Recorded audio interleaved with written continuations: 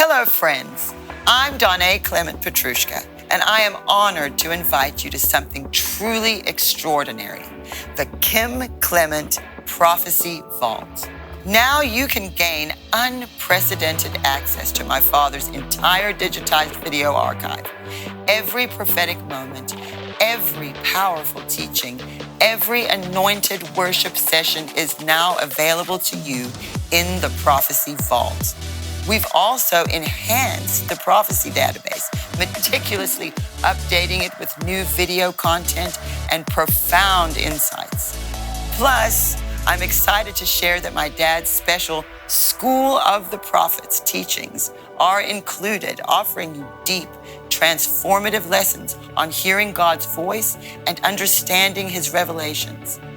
As part of your membership, you'll also gain access to my prophecy blog, where I break down and analyze my father's prophecies, connecting them to current events.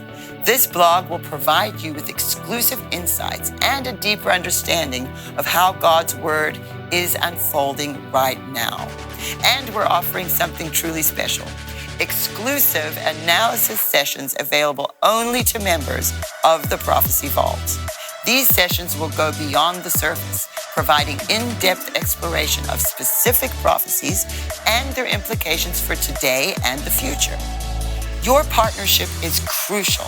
Not only will you gain access to these incredible resources, but you'll also help us continue the vital work of preserving, digitizing, and adding new Kim Clement material to the archives.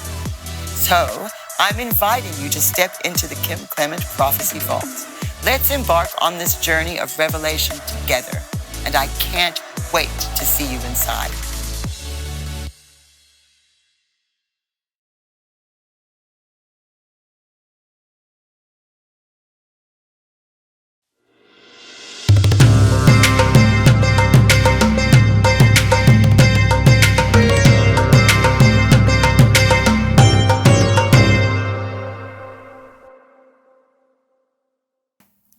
Shabbat Shalom and welcome to Israel Update. I am joined by Doobie via Skype today. He is back in Israel. So Doobs, Shalom, welcome. It's so nice to have you with us today. Shalom, shalom. It's great to be home. And Doobs, obviously there's a lot for us to talk about here, the things that people are speaking about. I think we can probably start with talking about what does the inside of this ceasefire look like? Where are things at in terms of hostage negotiations? But let's start with the ceasefire. What is the feeling like in Israel right now regarding that, specifically, obviously, surrounding the hostage crisis? Well, first and foremost, speaking about the ceasefire, it's talking about the ceasefire with Hezbollah up in the north. Yes. And the hostage situation is down in the south with Hamas. Yes. So, of course, for many, many months now, there was a direct linkage between the two. Ever since Hezbollah launched an attack over Israel on October 8th, right after the Hamas did on October 7th. So it was interconnected. But now Israel was able to separate the two arenas, the two fronts in a way, by putting so much pressure over the Hezbollah that they were literally begging for a ceasefire.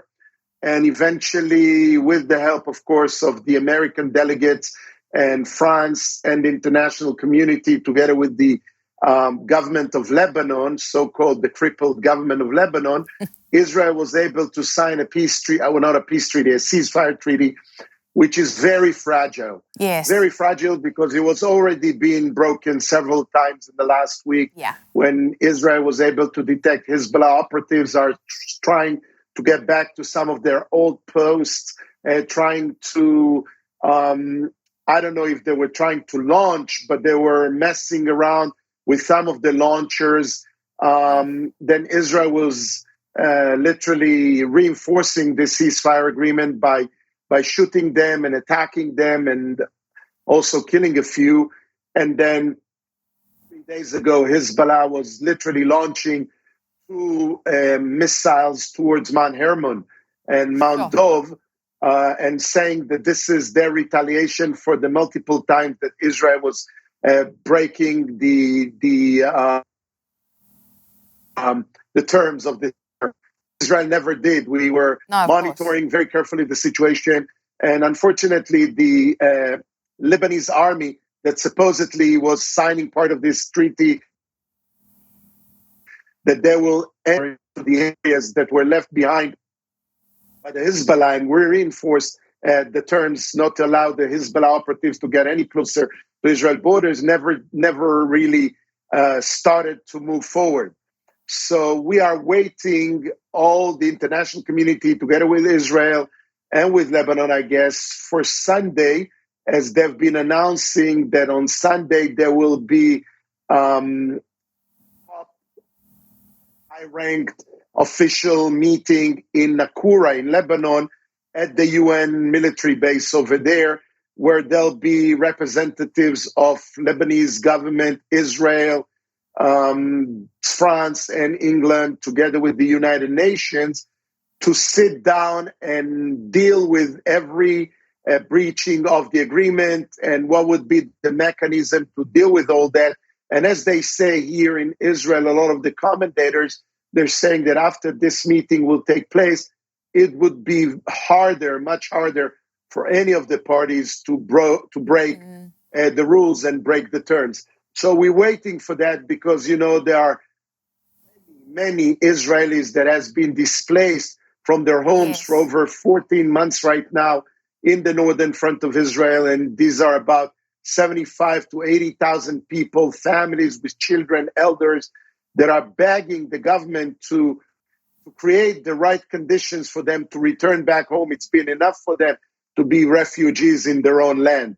So this is the biggest pressure we're having right now for the people to return back home, while the mayors and the heads of the towns and the settlements over there are very concerned about the fact that there's not real stability ever since the agreement was signed, and their people are afraid to go back to their schools, kindergartens, and what would happen if there'll be new attacks starting again.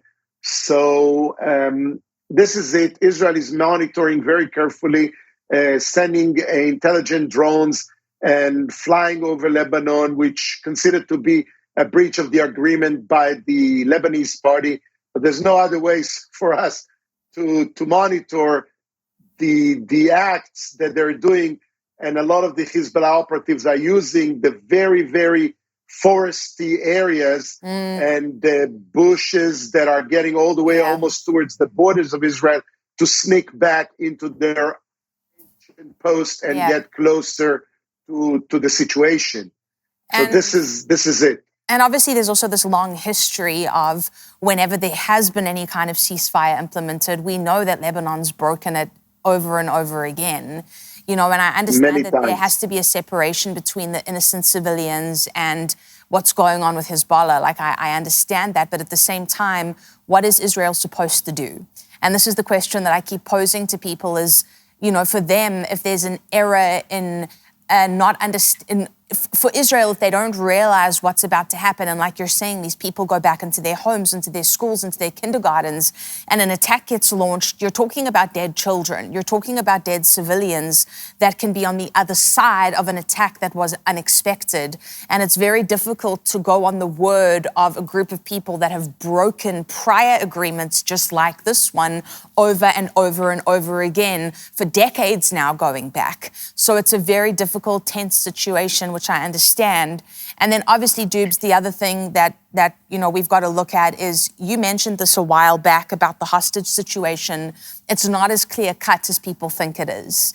You mentioned, and maybe you can just refresh everybody, that one of the hostage negotiation deals that Bibi Netanyahu himself orchestrated, you could kind of point to what happened on October 7th and say, well, some of the prisoners that were released then in exchange for one soldier masterminded this attack. So maybe you can just give everybody a quick refresher why it isn't as easy as, well, Israel's the greatest military ever. Why don't they just go in and take out the hostages? Because I've heard people say that kind of thing, but they don't seem to understand the nuance of the situation and also what's on the line if they do enter into these kinds of negotiations, getting Israeli hostages out and having to release a bunch of terrorists in exchange. Maybe you can just refresh us on that really quick.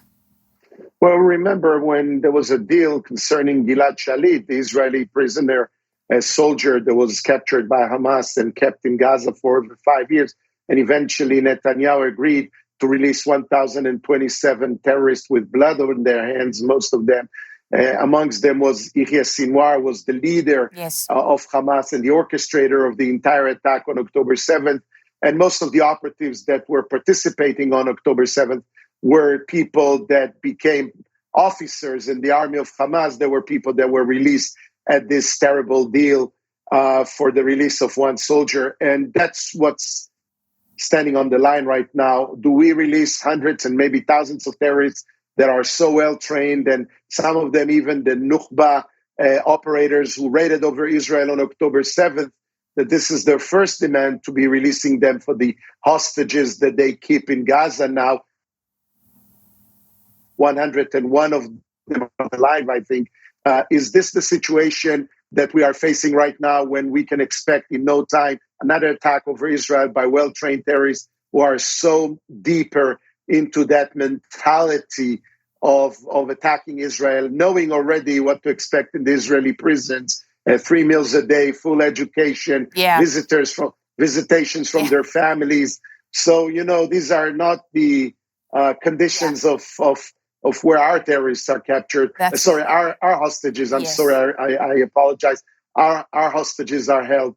But what are we hearing today from the president of Israel, Bougie Herzog, is that he's monitoring very closely the discussions and negotiations that have been taking place in Qatar and in Egypt recently with Hamas operatives and Hamas leaders concerning a new deal. And he says that according to what he monitors and what he hears from the American side, the negotiations are serious. And Israel is committed to do the utmost possible to release our hostages and even pay a very, very expensive toll and a huge price that might be costing other people's lives to release our people. There's an internal pressure over the entire political arena by demonstrator, protesters, families of hostages, and many other people in Israel in demand to release the hostages for no matter what's the price, for any price. And that's what the enemies are looking at, and they seeing that, and they seeing these cracks in the mentality of the Israelis and amongst the Israelis themselves, and they believe that they can take advantage and use that as a leverage to change the situation with what's happening in Israel and push the government to give up more and more on the negotiations due to the fact that there's a lot of internal pressure and disagreements in Israel, almost as much as there was before October 7th. That's the biggest lesson that Israel and the Jewish people never learned from the history. You always put 2 Jews in one room, you have minimum 10 opinions instead of having one opinion, stopping from wavering between the 2 opinions. Just go back to understand what was happening to the people of Israel when they were standing there on Mount Carmel, when Elijah needed to bring literally the word of God and the acts of God to prove them wrong with following the Baala and the Asherah and the Shariahs and the Ahab and Jezebel, the same entities and the same demons that the Islam is worshiping until today. So we never woken up and we never learned, and that's why we pay a huge price. And look what's happening now. Even in Syria, right next to us, the terrorists, literally, some people would call them freedom fighters, some will call them rebels. Obviously, the army of Hamas, the army of Assad, they are the real terrorists that using Iranian proxies and using the Russians Air Force to bomb their own citizens. And we're using Hezbollah as part of the military to oppress the rebels. And now when Hamas is very, very occupied down in Gaza and Hezbollah is almost about to surrender, and they are so occupied with the discussions and they lost so many of the leaderships and so many of the soldiers, the rebels are taking advantage of the weakest situation that Assad's military has been recently, and they have infiltrated already in the city of Hama and the city of Idlib and the cities around Latakia, and they're getting closer and closer to the Russian air base in Syria. And Syria has been recently begging the Iranian regime to send them reinforcements. So Israel is monitoring very closely. And even today, we know that Israeli Air Force was attacking and striking a military camp and some of their storage, warehouses of the Assad army to prevent them from sending reinforcements to the front, because I think that in the best interest of Israel is to take down the Assad regime and to bring something fresh and new in Syria that maybe would listen more to the West, to America, as they've seen the wrath of Putin, and not go with the rest of the Middle East that are putting their eggs in the baskets of China, Iran, and Russia. Maybe the new regime in Syria would wake up to understand that the new administration in America can be an ally, and together maybe there'll be an access from Syria through Jordan, through Saudi, back into Egypt, and some counterpower to the overwhelming gaining of power by the axis of evil as we see it now. Yes. And again, for everybody out there watching, we're committed to bringing you news. Doobie's back in Israel. We're committed to letting you know exactly what's going on. This guy has boots on the ground there right now for us, but we thank you so much for your support. Thank you for watching. We want to remind you, keep praying for the peace of Jerusalem. That is our foremost goal. And the last thing also, pray for Netanyahu. He's been under a massive political attack. The court, the DA, of the military, so many people are coming against him now with all the situations and the dramas around the trial, while he's trying to juggle between keeping us all safe and alive and trying to keep himself out of prison with all these crazy false allegations. We've seen what was happening when Donald Trump had to fight all this situation right now. There's so much similarities that I can see between these two men. And I just want to ask you, as the Shabbat comes in, please pray for the man that our beloved Prophet Kim called not only a king, but also a prophet of God and the right man for such a time as this. Thank you for doing that. I really believe in the power of prayer and intercessors for praying for the righteous. Amen to that. And so thank you so much for watching. Join us again next week. We're here every Friday, israelupdate.org. So we say God bless you. Pray for the peace of Jerusalem. Pray for Bibi Netanyahu for wisdom, and pray for safety for all of Israel. God bless you guys. Shabbat shalom. Bye-bye.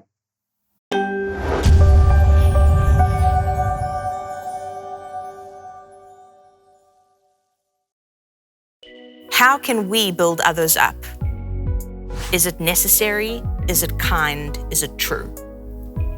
If it's not those three things, you don't necessarily need to say it. And obviously there's balance there, because sometimes we have to call ourselves and each other out in a place of love. But just kind of asking, is this necessary to say? And I think that we can do so much damage with our mouths when really we are called to bring encouragement to one another. Listening, I feel like people need to be heard. Paying attention and getting out of the screens. And I feel like that's where, like you're saying, just a total disconnect has been within the past 10, 20 years. Is like, I only know this version of you through social media, or I can only interact. I can't talk to you in person, but I can text you, you know? And it's like, it's a barrier, and I feel like it is difficult, but give what you need from someone so it's communicated. Watch now at real-faith.tv. Because of your overwhelming support, our $14.88 MyPillow has been one of the biggest sales in MyPillow history. I couldn't think of a better way to say thank you than to extend our wholesale pricing through Christmas. Get a classic standard MyPillow for only $14.88. Upgrade to a queen size, just $18.88. King size, only $1 more. Get my body pillows for only $29.88. And ready? Multi-use MyPillows, only $9.88. It's perfect time to stock up for Christmas gifts for everyone on your list. Go to MyPillow.com or call the number on your screen. Use your promo code to take advantage of our wholesale pricing, including my classic standard MyPillows, only $14.88. But that's not all. I'm so confident you're going to love our classic MyPillows that I'm going to extend my 60-day money-back guarantee until March 1st, 2025. Plus, orders over $75 ship absolutely free. We here at the House of Destiny are partnering with you to let our viewers, of course, know about your company. It's Beverly Hills Precious Metal. Andrew, explain how that works. So I'll walk you through it right now. So if you go to bh-pm.com, right there on the homepage, you'll see a form that you could fill out. And that form is very important in letting us know how we can help you. So you just put in your first name, last name, email address, phone number. There's a section that says, how did you hear about us? And in there, put Kim Clement. And then there's a portion where you could write a couple of notes down on the bottom. Usually within about 24 to 48 hours, we'll contact you by phone call, and then we'll go over everything with you. This isn't a high pressure deal. We always recommend that if you feel uncomfortable, take a step back, pray about it. You will gain the answers that you need by doing that, and come back to us when you're comfortable.